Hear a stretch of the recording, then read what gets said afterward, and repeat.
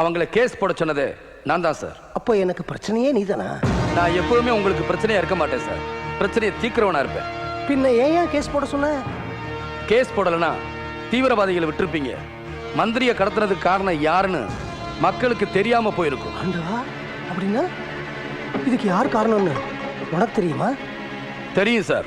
தினப்புயல் பத்திரிகை அதிபர் சிதம்பரம் சார். ஆமா சார்.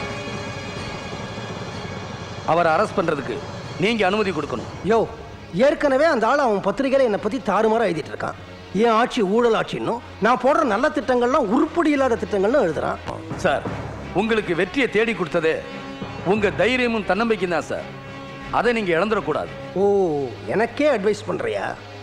உன் துணிச்சலை நினைச்சு எனக்கு ரொம்ப சந்தோஷமா இருக்கு. அதுக்கு பேர் துணிச்சல் இல்ல சார். இந்த தமிழ் மண் நல்லா இருக்கணுங்கிற வெறி சார். அந்த வெறி எனக்கு நிறைய இருக்கு. ஆனா எந்த வித ஆதாரமும் இல்லாம எப்படி சிதம்பரத்தை அரசு